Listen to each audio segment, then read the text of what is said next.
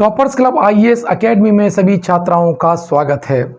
मुख्य सेविका परीक्षा की तैयारी करने वाली समस्त छात्राएं निश्चित रूप से अपने प्लान पर लग गई होंगी। अपने टारगेट को हिट करने के लिए रणनीति बना करके तैयारी में जुट गई होंगी, ऐसा मुझे आशा है। और आपके पास सिलेबस की कॉपी जरूर होनी चाहिए।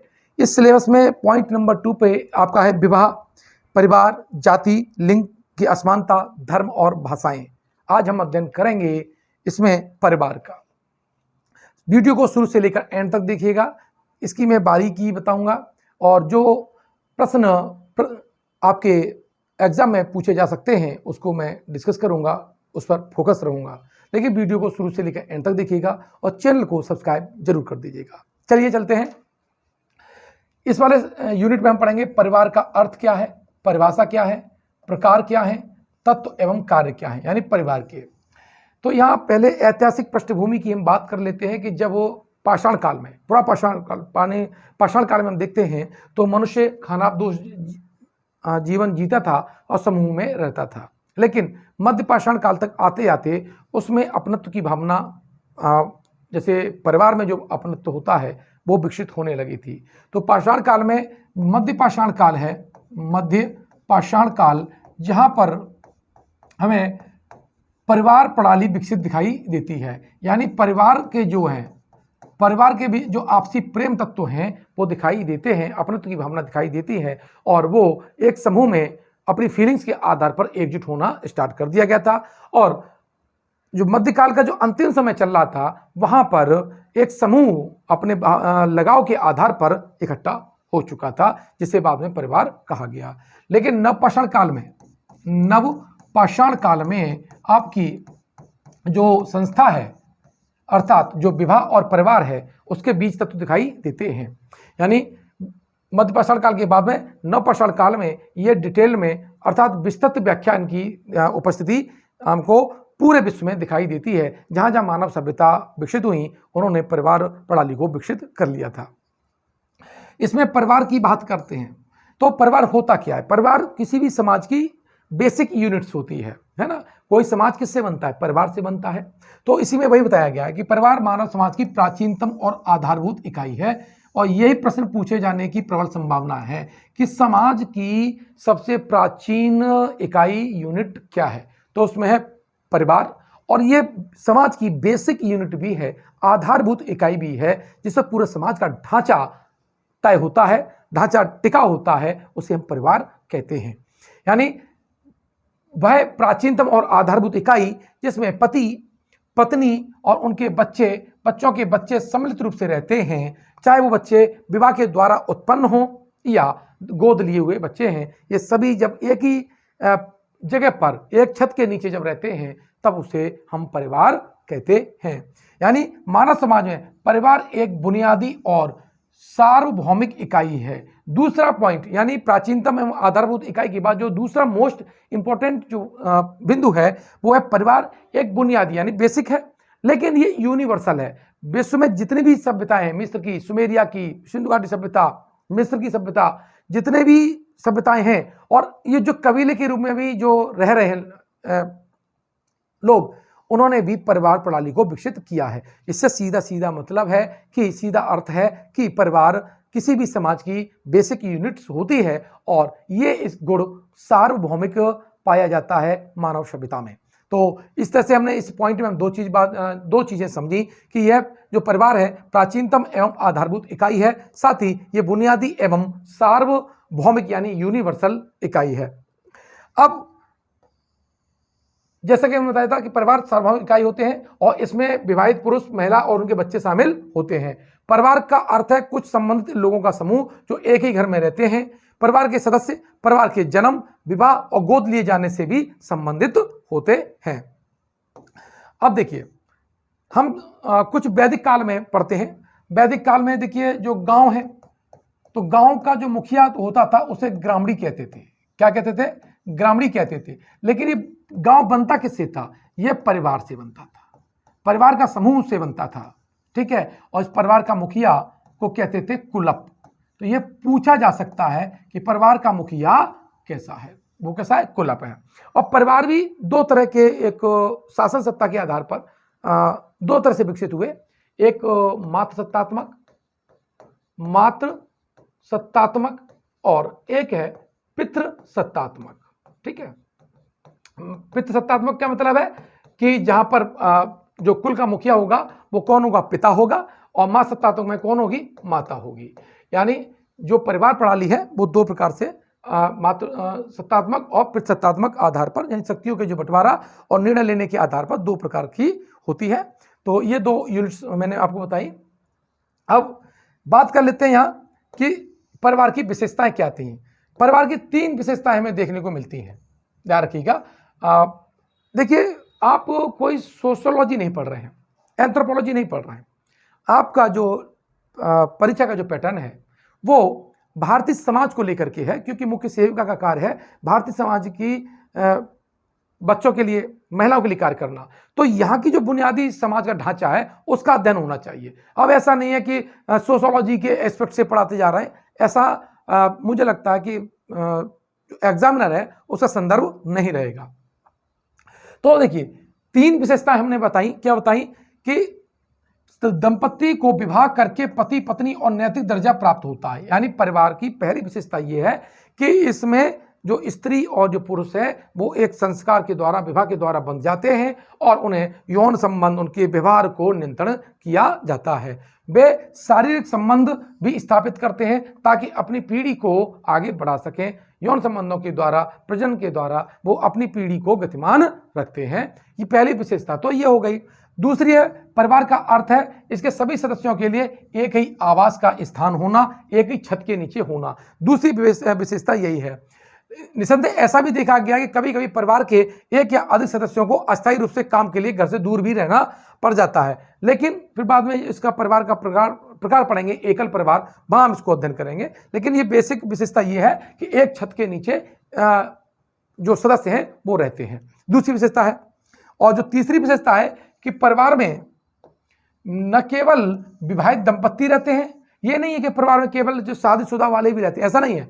इसमें बच्चे भी होते हैं, स्वयं के होते हैं या दत्तक या गोद लिए बच्चे होते हैं। अपने बच्चों को दंपति जन्म देते हैं और दत्तक बच्चे दंपति द्वारा कानून गोद लिए जाते हैं। तो इस तरह से ये एक ही छत के नीचे रहने वाले हैं। अपने पुत्र जैसे औरस पुत्र कहते हैं, और दत्तक पुत्र जो दूसरों से गोद लिए जाते हैं, सब एक छत के नीचे रहते हैं। समाज की पहली संगठित इकाई परिवार है। ये इंपॉर्टेंट पॉइंट है कि समाज की पहली संगठित इकाई किसे कहा जाता है, तो उसे कहा जाता है परिवार का। तो आप ये नोट्स बना रहे होंगे, चैनल को सब्सक्राइब कर दीजिएगा। फिर इसके मैं अगले वीडियो में बृहद रूप से अब तक जो प्रश्न पूछे जा सकते हैं उसका कलेक्शन लेके आऊंगा। तो पूरा वीडियो शुरू से लेकर अंत तक देखिएगा। अब परिवार के प्रकार, ये मेरे भारतीय संदर्भ में जो बताया है, मैं सोशल एस्पेक्ट पे नहीं गया हूं और जाना भी नहीं चाहिए, क्योंकि जो एग्जाम का जो पैटर्न है, एग्जाम का जो तरीका है वो भारतीय परिप्रेक्ष्य में है। देखिए, यहां पर कौन है, संयुक्त परिवार और एकल परिवार। संयुक्त परिवार वो होता है जिसमें कई पीढ़ी के लोग, कई पीढ़ी के लोग एक छत के नीचे रहते हैं। किसके, एक छत के नीचे रहते हैं, उन्हें क्या कहते हैं, संयुक्त परिवार कहते हैं। और संयुक्त परिवार में से एक समूह, एक छोटा सा टुकड़ा जब नौकरी के परिप्रेक्ष्य में या किसी और परिप्रेक्ष्य में समूह से दूर हो जाता है, यानी संयुक्त परिवार से अलग जाकर के अपना रहने लगता है, तब उसे हम एकल परिवार कहते हैं। ये जो परिभाषाएं हैं ये सामान्य परिभाषाएं हैं। अब सबसे पहले हम अध्ययन करेंगे संयुक्त परिवार का। संयुक्त परिवार क्या है? संयुक्त परिवार की एक विशेष संरचना है। इसमें, इस संरचना में क्या है, माता पिता, अतिरिक्त दादा दादी भी होते हैं, और इसमें अविवाहित बच्चे भी होते हैं, और भाई बहन के रूप में या कई पीढ़ी के लोग एक साथ रहते हैं। ठीक है, ऐसे परिवार को क्या कहते हैं, संयुक्त परिवार कहते हैं। क्या बोलते हैं, संयुक्त परिवार बोलते हैं। जो इरावती कर्वे हैं, इन्होंने, बहुत महत्वपूर्ण है, इन्होंने संयुक्त परिवार के लक्षण बताए हैं। क्या लक्षण बताए हैं कि इसमें एक से अधिक सदस्य रहेंगे, एक ही छत के नीचे निवास उनका रहेगा, सामान्य उनकी इकोनॉमिक सिस्टम होगी, सामान्य अर्थव्यवस्था होगी, एक ही देवी यानी कुल देवता की पूजा करते हैं, और 2 से अधिक पीढ़ी के लोग उसमें रहते हैं। तो ये आपकी 5 जो विशेषताएं जो बताई हैं वो किसने बताई हैं, इरावर्ती कर्वे के अध्ययन ने बताई हैं। इरावर्ती कर्वे ने संयुक्त परिवार की बताई हैं। जैसा कि चित्र में आपको दिखाई दे रहा होगा, इसमें कई पीढ़ी दादा दादी, उनके बच्चे, फिर उनके बच्चे और उनके बच्चे दिखाई दे रहे हैं। तो इस क्रम में इस चित्र में दिखाया गया है कि कई पीढ़ी के लोग संयुक्त परिवार में रहते हैं। संयुक्त परिवार कुछ एकल परिवारों से मिलकर के बनता है, ये बात सही है। एक ही संयुक्त परिवार में कई बच्चे रहते हैं, जैसे एक पिता हुआ और उसके लड़के हुए, उनकी शादी हुई तो उनकी बहू रह रही हैं, फिर उनके बच्चे हुए तो उनके भी बच्चे रह रहे हैं, तो इस तरह से ये रहते हैं। अब संयुक्त परिवार की कुछ प्रारूपिक विशेषताएं भी हैं। क्या है कि सभी सदस्य एक ही छत के नीचे रहते हैं, साथ ही सभी सदस्यों की साझी रसोई भी होती है। सभी सदस्य परिवार की संपत्ति के हिस्सेदार होते हैं और संयुक्त परिवार का सबसे बड़ा पुरुष परिवार का वित्त संचालन और संपत्ति को देखता है। जो हमें वैदिक काल में हमें कुलप दिखाई देता था, उसकी बात हो रही है। कुलप यानी जो घर का मुखिया, यानी परिवार का खर्च का वित्त स्रोत लगभग एक ही से चलता है। तो ये प्राचीन जो भारतीय समाज की विशेषता है और आज भी ये ग्रामीण समाज में मौजूद है। सभी सदस्य पारिवारिक घटनाएं, त्योहार और धार्मिक उत्सव में एक साथ ही क्या होते हैं, शामिल होते हैं। परिवार की बेटियां शादी के बाद अपने पति के घर चली जाती हैं, जबकि बेटे में घर में ही अपनी पत्नियों और बच्चों के साथ रहते हैं। यह भी एक विशेषता है।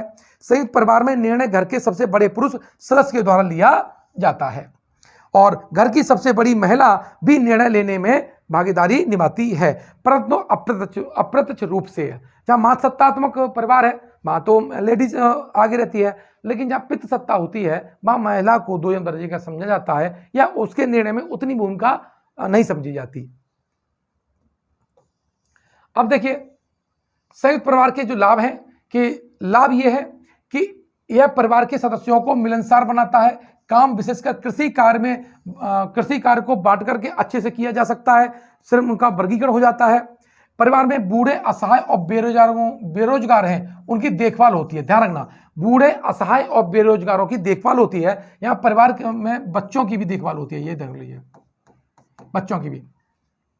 छोटे बच्चों का लालन पालन भली बात होता है, और जब दो पीढ़ी के जब लोग रहते हैं, दादा दादी या नाना नानी, तो उस परिवार में बच्चों का जो मेंटल डेवलपमेंट है, सोशल डेवलपमेंट है, तो उसका वो बेहतर होता है एकल परिवार की अपेक्षा। तो जब मैं आपको बाल विकास पढ़ाऊंगा तब बताऊंगा कि संयुक्त परिवार में बच्चों की विकास पर, मानसिक विकास पर, सामाजिक विकास पर और उनके जो संस्कार हैं वो किस तरह से संयुक्त परिवार में अच्छी तरह से डेवलपमेंट होते हैं बजाय किसके, एकल परिवार के। तो यहाँ पर माता पिता की मृत्यु हो जाने पर बच्चे संयुक्त परिवार में क्या होता है कि भावनात्मक रूप से जुड़े होते हैं और वो क्या होते हैं, उन्हें आर्थिक सहारा भी उनको मिल जाता है।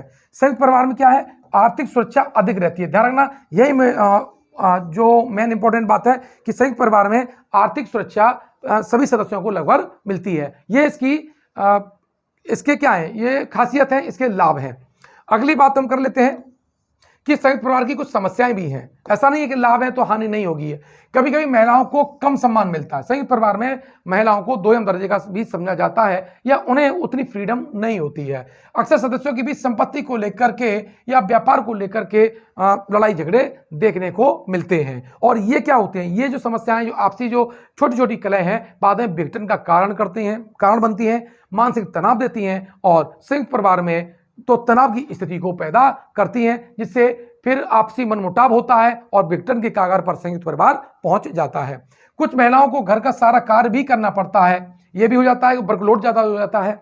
साथ ही उनको अपना व्यक्तित्व निखारने के लिए समय नहीं मिल पाता। संयुक्त परिवार में उसी में उलझी रहती हैं, और अगर उनकी कोई विशेष एबिलिटी है, उनकी कोई विशेष योग्यता है, तो वो क्या करती हैं, उसको निखार नहीं पाती हैं। तो ये एक बेसिक कमी है किसकी, संयुक्त परिवार की है।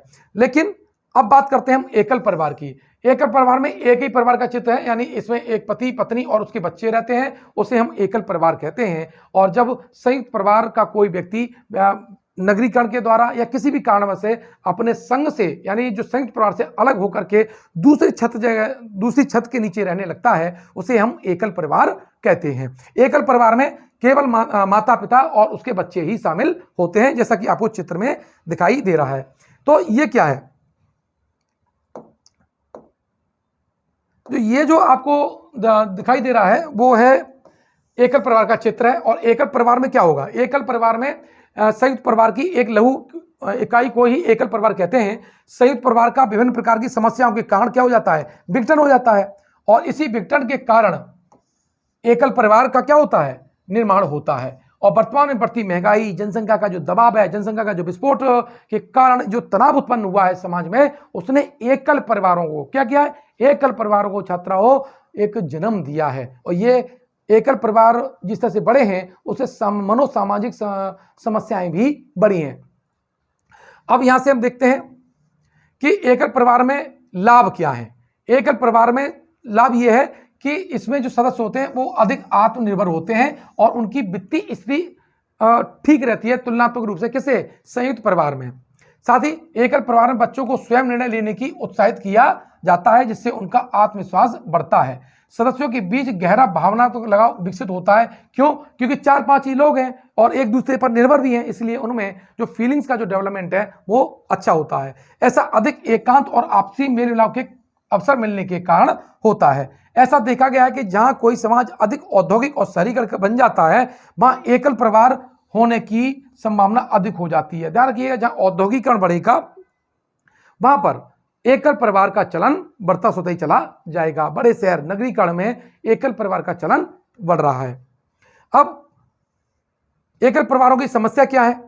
पहली बात है कि एकल परिवारों में नव विवाहित दंपति को किसी बुजुर्ग का सहारा नहीं होता है और उन्हें सलाह देने के लिए कोई भी अनुभवी व्यक्ति उपलब्ध नहीं होता है। जबकि माता पिता दोनों ही कामकाजी हो तो बच्चों का जो देखभाल है वो अच्छी तरह से नहीं हो पाता है। और आजकल जो शहरीकरण की जो समस्या है वो यही है कि माता पिता दोनों कमाने चले जाते हैं और बच्चों का जो उनका जो भावनात्मक विकास है, सामाजिक विकास है, जो मानसिक विकास है, उनका जो सामाजिक विकास है वो अच्छी तरह से नहीं हो पाता और फिर वो क्या होते हैं, गलत आदतों में पड़ सकते हैं। अगर वो गलत आदतों में पड़ गए तो उसका खामियाजा परिवार को भुगतना पड़ जाता है। बुरे समय में परिवार को कोई भी ना तो आर्थिक और ना ही भावनात्मक रूप से सहारा मिलता है। इससे डिप्रेशन आता है, तनाव आता है और घर में लड़ाई झगड़े की स्थिति ज़्यादा उत्पन्न हो जाती है, विशेषकर जब आपकी आर्थिक स्थिति खराब हो जाए। और कभी कभी तो इतने हालात खराब हो जाते हैं कि जो परिवार का मुखिया है वो गलत कदम भी उठा लेता है। तो ये जो क्या एकल परिवार की क्या है समस्याएं हैं। संयुक्त परिवार में ऐसा नहीं होता है क्योंकि कोई ना कोई रूम में आर्थिक सहायता रहती है, मेंटल भी उन्हें हेल्प मिलती रहती है। तो ये एकल परिवार में प्रॉब्लम है, संयुक्त परिवार में ये समस्या कम रहती है। तो ये जो मैंने आपको बताए परिवार और परिवार के प्रकार, तो ये आपके सिलेबस के अकॉर्डिंग है। बाकी तो मैं परिवार के और टाइप बता सकता था लेकिन वो आपके उपयोगी नहीं है और उस पर टाइम जाया भी करना मुझे लगता है उचित नहीं है। वीडियो आपको कैसा लगा मुझे कमेंट बॉक्स में लिखिए। कोई पॉइंट अगर इसमें ना समझ में आया हो तो मुझे कमेंट बॉक्स में लिखिए और हमारे चैनल को सब्सक्राइब कीजिएगा। मात्र हमने 699 रुपये में, मात्र कितने में, 699 रुपये में हमने आपको ये पूरा मुख्य सेविका का कोर्स लॉन्च किया है। आप इसे प्ले स्टोर पर, कहां पर, प्ले स्टोर पर आप जाएंगे और toppers club IAS academy mobile app को डाउनलोड कर लीजिए और वहां पर 699 रुपये में ये कोर्स परचेज करके आप डेली टेस्ट दे सकते हैं। सारे वीडियो मिलेंगे और वहीं पर आपके सारे ये जो पीडीएफ हैं ये वो अच्छे फॉर्मेट में, क्योंकि ये तो मैंने हरे बैकग्राउंड के साथ किया है लेकिन बहुत सजे हुए रूप में आपको वहां पर मिलेगी। तब तक मैं आपसे विदा लेता हूं। सभी छात्राओं को उनके उज्जवल भविष्य की कामना करते हुए, उनके हौसला को आगे बढ़ाते हुए, इसी उम्मीद के साथ कि आप अपने परिवार को आगे बढ़ाएंगी, अपने कैरियर को एक नया आयाम देंगी। मिलते हैं नए वीडियो में।